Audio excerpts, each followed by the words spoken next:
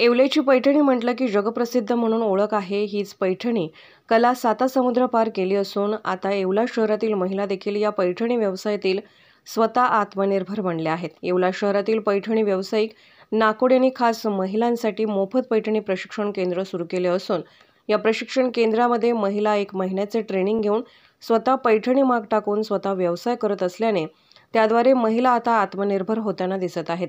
या पैठणी व्यवसायातून या मुलांनी अनेक अशा पैठणी देखील पैठणीची कलाकारी देखील अवगत केली असल्याने आता पुरुषांनंतर महिला देखील पैठणी येवला शहरातील अनिता नाकोड यांनी शेकडो महिलांना आज मोफत प्रशिक्षण देऊन त्यांना स्वतःच्या पायावर उभे करत आत्मनिर्भर बनवलं आहे।